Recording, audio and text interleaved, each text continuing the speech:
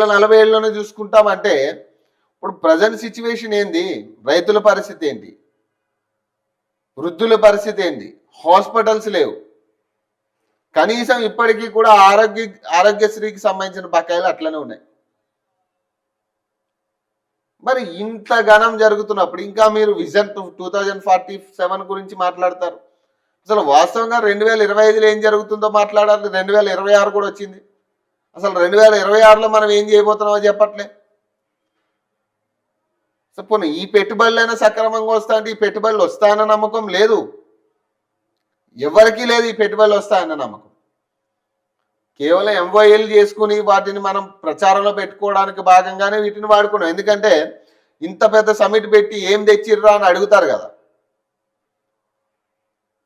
ఇప్పుడు మీరు ఇంత పెద్ద సమిట్ పెట్టి ఏం తెచ్చిర్రా అని అడిగినప్పుడు సమాధానం ఉండాలి. కాబట్టి ఇట్లా ఎంఓఏలు చేసుకుంటారు. ఆ ఎంఓఏలు 1%, 2% కూడా కాదయ్యే పెట్టుబడుల విషయంలో. మరి వాటిని ముందు పెట్టుకుని ఏదో నిజంగానే లక్షల కోట్లు ట్రాన్స్ఫర్ అయిపోయినట్టు, చెక్కులు ఇచ్చినట్టు, ఇక వర్క్ రేపటి నుంచే స్టార్ట్ అయినట్టు మాట్లాడుతూ ఉన్నారు. వాళ్ళు కొంతమంది చెప్తా ఉన్నారు, కొన్ని బ్యాటరీ సంస్థలు చెప్తా ఉన్నాయి.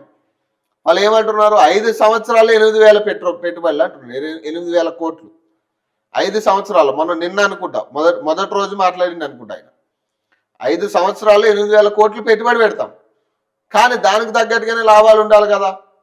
లాభాలు లేకపోతే మేము పెట్టలేమంటున్నాడు ఆయన. అంటే ఇక్కడ అర్థమైంది ఏంది? వీళ్ళు పెడతారు ఎప్పుడు 5 సంవత్సరాల్లో కొంచెం కొంచెం కొంచెం పెడతారు. పెట్టిన తర్వాత కొన్ని అవుట్లెట్ స్టార్ట్ చేసిన తర్వాత వీళ్ళకి బిజినెస్ అవుతుంది అనుకుంటే పూర్తి స్థాయి పెట్టుబడి పెట్టే పరిస్థితి ఉంటుంది. లేదంటే మొత్తం ఎత్తి ఆయన పోయే పరిస్థితి ఏముంటుంది. ఇక దీన్ని పెట్టుబడి ఎట్లా అంటాం మనం?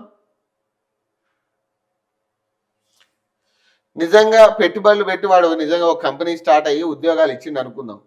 వాడు ముగిసే దశలోకి వచ్చేసరికి మూసే దశలో ఉన్న ఉద్యోగాలన్నీ అక్రమంగా తీసేసి పోతాడు వాడు. ఈ అందరు రోడ్లు పడాలి ఉద్యోగులందరూ కూడా.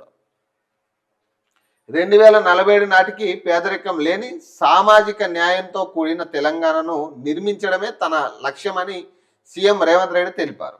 అందులో భాగంగానే విజన్ డాక్యుమెంట్ రూపొందించినట్టుగా చెప్పారు. మంగళవారం భారత్ ఫ్యూచర్ సిటీలో నిర్వహించిన గ్లోబల్ సమిట్ లో తెలంగాణ రైజింగ్ 2047 విజన్ డాక్యుమెంట్ ను సీఎం రేవంత్ రెడ్డి ఆవిష్కరించారు.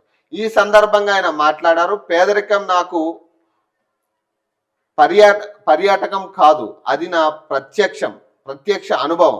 కొందరు నేతలు బెంజ్ కార్లో వెళ్లి పేదలను పలకరించి పేదరికాన్ని